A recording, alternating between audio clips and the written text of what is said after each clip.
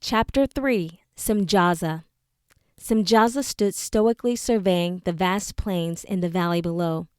Stray crystal flakes drifted down from the liquid stratosphere above and danced about his handsome features, vaporizing instantly from the light of his countenance. From his vantage point on Mount Arata, he could see the movement of the tribes clearly, and that was his primary duty. What are they up to now? He asked himself as he looked below for the answer. He noticed that all the sons of Adam, even the tribes of Cain, had gathered together in the plain just beyond Avaland Forest. He directed his eyes to focus in on individual groups. He could just make out the tops of their makeshift tents and a few scanty sycamore trees. He scanned the area and adjusted his gaze again. Ah, that's much better, he thought. With the help of his keen eyesight, a recent gift from the Ancient of Days, he could landscape in great detail. Some of the ones they call women were bustling about a large pot. Interesting, he thought, resting his gaze on one in particular. Now she is a fine specimen indeed. Many of the women were pleasing to the eye, but she was breathtaking. Long dark hair as thick as fur hung down to her waist in loose waves. Rosy full lips sat perfectly under bright flashing eyes. Why, she almost looks like she came from heaven's realm. But her unique physical attributes made that impossible. Semjaza directed his gaze upwards as he finished his careful examination. I bet I could even read their lips with a little practice. They were speaking of someone called Tubal-Cain, but he couldn't make out the rest. Just as well. I'll probably learn more from the men. He scanned the camp again. Semjaza furrowed his brow in concentration as he tried to decipher the conversation between two mature men, obviously leaders. Quarles, and a surprisingly lineless face was saying, Elon neste va'alru, and raised harsh tones to the other one, whose face was as crinkled as a shriveled prune, yet his hair was jet black without any signs of age. Let's see, what does Elon neste va'alru mean? He concentrated as he assessed the power of the one mind for knowledge of Father Adam's tongue. He waited for the typical feeling of clarity to rush through his mind, eliminating all confusion in its wake. Ah, what now? Wondered Semjaza with irritation. He abruptly released his connection with the source to respond to the intruding thoughts. Semjaza, Semjaza, Semjaza, the voice called urgently. Yes, Semjaza speaks, and this had better be worth my attention, Azazel, he warned, picking up on the chief's distinctive thought signature. Oh, Captain, I think you will find this quite interesting, responded Azazel. I have made contact with one of the humans. We simply had to make contact. The poor thing was about to be devoured by wolves. The Ancient One would be most happy with our daring rescue. A Mesrek even healed it. He did what? I did not authorize. Relax, Semjaza, relax. Everything is under control and quite harmless. Relax. Everything is under control and quite harmless indeed. You know a Mesrek and I are very adept in these matters. We covered ourselves, of course, just as you commanded, so as not to be seen by him. In fact, we would never have shown ourselves had he not been so pathetic. He really did need encouragement. Yes, but you must first. It was quite interesting. You should have seen him trying to fend off that wolf pack. Of course, he was quite inadequate and we had to intervene. Azazel's thoughts bombarded his brain until finally Semjaza silenced him with a forceful push. Azazel, enough. Your actions border on the rebellion. Oh, I forgot to mention it, but we found out about the most intriguing challenge from the tribunal, said Azazel as he gently broke Semjaza's forced grip on his thoughts. Silence. Captain? Azazel called to Semjaza, not sure his leader took the bait. If Semjaza was anything, he was curious. Go on, urged Semjaza. It has been dreadfully boring on the mount. Tell me more of this human and what news he bears so we may record it. Well, said Azazel, there seems to be some sort of contest to decide who will lead the tribes in Adam's place. Most intriguing. 2 men were sent to hunt for some plant they call alru. Yes, I've heard them speak of this alru. What purpose does it serve? The mad little thing kept going on and on about using it to save his people from the curse. Supposedly it heals their wounds. He must be referring to the vine that grows near the tree of life. Why do they call it Alru? Semjaza asked. I have no idea. It must have been a name Adam came up with when he developed their tongue. Very primitive sounding if you ask me. Well, the vine only reaches to the outer edges of the Garden of Eden, along the cliffs of the river Gihon, said Semjaza. It would be foolhardy indeed for any son of Adam to attempt to approach even the outer edge and risk retribution from the cherubim. Exactly, Captain, which is why I did not lead him to it, even though it would help him win the contest. I did show great restraint. It was so difficult watching him search for it, knowing full well he was nowhere near the Alru. Yes, Azazel, that would definitely be a violation of our code. Plus, the roots of the Alru are potent indeed, being so close to the tree of life. Perhaps the Alru would delay the effects of the curse for a span if they had enough of it. Perhaps, which we rescued, Tubal-Cain has gotten into his little head that it is the will of the Ancient One for us to heal them, said Azazel offhandedly. And just how did he get that idea? Replied Semjaza. Azazel could feel the warning traces of anger in Semjaza's thoughts and rushed to explain. It was really quite innocent, I assure you. You know how simple and naive the humans are. Well, perhaps it was because a Mesrek and I showed just a tad bit of kindness. And a Mesrek, you know how tender he is towards living creatures. He just rushed right in and mended it. We were covered, of course, the whole time, and Tubal-Cain was not awake. But somehow he knew we were responsible, and now he is convinced the Ancient of Days led him to us instead of the Alru, in order for us to share the healing knowledge of the light. Azazel could feel the heat of Semjaza's emotions and almost stumbled at the onslaught, even though he was at least 100 spaces away from his captain's post on Mount Arasa. Semjaza was furious. Captain, as one of the Ancient's best guardians, I know you can shed much wisdom in how we should respond to the human. Now you ask my wisdom? Asked Semjaza coolly.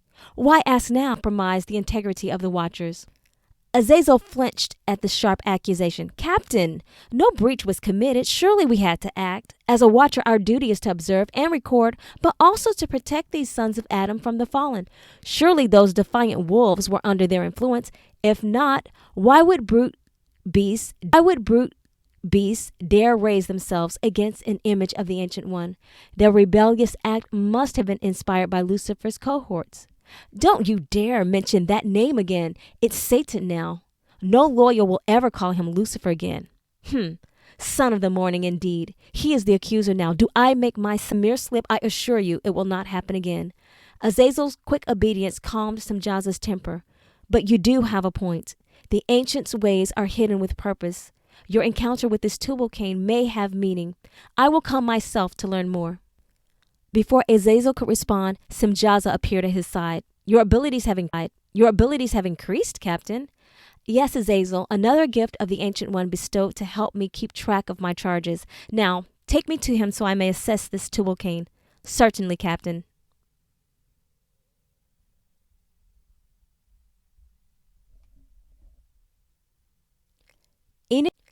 Enoch made quick work with the Alru. He'd repaired the hole in his pack with a series of knots and was just stuffing the last of it inside, just enough to give portions to those seriously ill with the sickness and to start a crop of their own, when he heard the sound of voices. Two men were talking. It couldn't be. Were more men in the garden? Two men were talking. It couldn't be. Were more men in the Garden of Eden? It must be the stranger coming back with help. Glory to the light, just in time, too. I should return soon. Enoch swung around to greet the strangers. He opened his mouth and froze. Brilliant colors sparkled before his eyes. They seemed to flicker in his path, scanning, searching, probing. He felt a voice saying something. The sound held him captive and yet passed through him simultaneously. His entire being shook and vibrated. He tried to speak. He wanted to speak. He willed it, forced it with all his might. And only a whisper responded from some faraway place deep inside him. Who? And then he lost the fight as he slipped into the bright light and nothingness.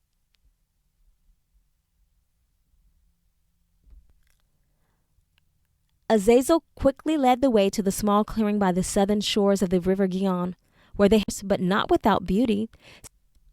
Semjaza looked at Azazel questioningly. I don't know. A group of voices now harmonized with the melody. Semjaza recognized those voices. What? I don't believe this. Semjaza rushed forward towards the sound. Now, Captain, I am sure there is a perfectly good explanation. Be at ease. We don't want to alarm our guest. As Semjaza entered the clearing, he was once again in complete control of his temper. My, to what do I owe this pleasure? Asked Semjaza loudly with a broad smile on his face as he silently reprimanded the familiar voices accompanying the stocky, robust soloist in the middle of the group. A pleasure it is, Captain, truly it is, spoke Amezrek immediately, standing to greet his superior as 3 other watchers succinctly ceased the song and also lifted themselves to attention. 2 simultaneously attempted to stand. Seeing the obvious authority of the man before him, he subconsciously stiffened his spine in attention and would have bowed if Amezrek had not prevented him with a warning shake of his head. Not only have my chiefs greeted me with a new song, but they also bring a guest. Yes, Captain Azazel interjected. May I present to you Tubal-Cain, a son of Adam from the tribe of Cain? The Ancient One has honored me with your presence, replied Tubal-Cain in the eloquent old tongue of Father Adam. Please, be at ease and let us commune together, said Semjaza as he took his seat. Azazel, Amezrek, Tubal-Cain, and the 3 other watchers followed his lead and sat upon the large stones around the blazing fire. No one spoke for a while. Only the crisp cackle of the dried timber and embers of the fire interrupted the silence. Even the creeping things kept their peace. Tubal-Cain shifted uneasily under the gaze of these tall, unusual men, who seemed at times to converge with the blaze and become fire themselves. Tubal-Cain shook off the strangeness of it all and blamed the illusion on the strong ale he and the others drunk so generously until Captain Semjaza's arrival. After all, some of the elders were known to see strange visions after partaking of the concoctions brewed by the daughters of Eve with the gift. Obviously, this drink was likened to those liquids of power used to ward off the sickness. Then he heard someone speak, or rather, he felt the voice speak. He concentrated very intently on their faces, but did not see anyone's mouth moving. He ignored the voice in his head as he took another drink of brew. Tubal-Cain, it is I, Semjaza. Do you hear? Tubal-Cain looked up quickly from his large mug towards the captain. Confusion dotted his dark, almost black eyes. For an instant before, they were filled with a new emotion. Amazement. You can speak without talking? Tubal-Cain blurted out loud. But of course, Semjaza answered smoothly, sending the response to Tubal-Cain's mind. It is the way of our people. What people are you from? Asked Tubal-Cain, still using the sounds of his tongue. This skill is unknown to us, but it is said that Father Adam once possessed a gift such as this. Did your people learn it of Father Adam? Asked Tubal-Cain as he leaned forward, as if to grasp the knowledge from the blaze between them. You might say we share a common bond with Adam, though he is not our father. Well, if not Adam, who did sire such a great people? Asked Tubal-Cain, now sweating from the heat of the fire and the uneasy notions teasing his mind. We are children of the Ancient One, Tubal-Cain. We are sons of the Most High God, answered Semjaza silently, his response setting off a wave of light among his comrades, till one by one their light became one. Tubal-Cain stared incredulously at the sight. He was no longer sitting among men with flesh as ruddy and hued as his own. He was in the presence of men made of light and fire. He beheld their features distinctive and men-like of a terrible Cain threw himself to the ground, his mouth inviting the taste of the familiar earth. But before he could prostrate himself in worship, as he saw the elders do at the altars of sacrifice, a hand drew him to his feet. Do not bow to us, as we are not worthy to receive that which belongs to the Ancient of Days, admonished Semjaza, once again taking on the fleshly image of his essence. Azazel, Amezrek, and their other comrades followed his lead, now appearing as ordinary men of superior stature. Leave us, Semjaza commanded the others, so that I may speak with our guest privately. Tubal-Cain watched the men disappear. My fathers, I thank you for hearing my request. I am sure you will agree to help us once you understand the great. Semjaza lifted his hand to fend off the appeal and spoke, Son of Adam, it seems you are in a precarious position and we know not what to do with you. You have received of our virtue bestowed upon us by the Ancient One, and it has made you well, when you should have perished had we not intervened. It is obvious that through our actions, misguided though they may have been, said Semjaza loudly as he glared meaningfully towards Azazel and Amerzarek, standing in the distance, who threw up his hands in innocence at the rebuke. You may now play some role in the Ancient One's plans. Indeed, we sons of God are here to perform some beneficiary service to the sons of Adam. However, the extent of our service has not been revealed. Like you, we watch and wait for the prophecy to be fulfilled. You know to first father Adam and Eve, the mother of all living, responded Tubal-Cain. Yes, we are aware of Adam's betrayal and exile from the garden and also his punishment. Tubal-Cain lowered his head at the remembrance of the curse. Yet in the fullness of your time, Semjaza continued, the Ancient of Days said the seed of the woman crush the head of the serpent who tempted her to do that which was evil. There is hope. The elders of my tribe believe I am that hope, the chosen offspring who will deliver all of the sons of Adam from the curse. I was sent to bring back Alru as proof of the Ancient One's favor, but instead I found you. You can help, Cain pleaded. Yes, Azazel informed me of this and your desire for our healing powers, but he also mentioned a challenge.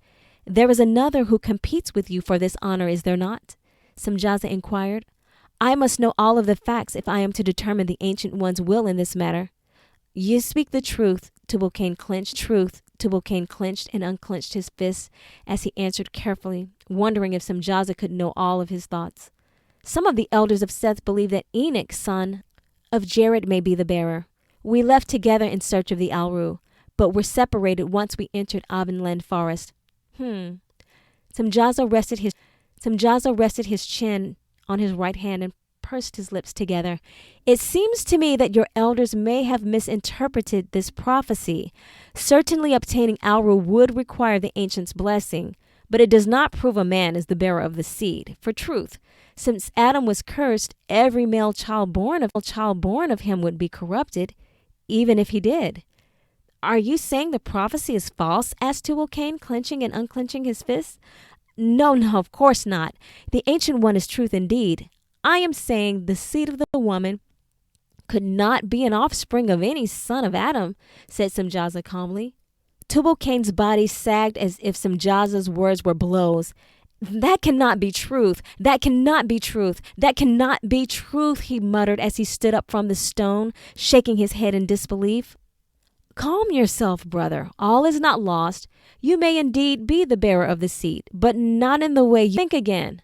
The Ancient One did bring you to us in the woods, and by his will, my 2 officers spared your life. Perhaps so you could learn this truth and save your people, reasoned Semjaza. But how can we be saved without a righteous offspring who will defeat the serpent? Tubal-Cain looked closely. Are we not men? Semjaza spread his arms out towards the woods. At his words, dozens of men appeared, men of light, men of fire. They lit the woods as if it were sun's peak. We too possess seed, and ours is incorruptible. Tubal-Cain's eyes brightened as he stared in wonderment at the shining figures. Yes, by Adam's blood, this is truth. We must return to the tribunal and share this revelation with the elders.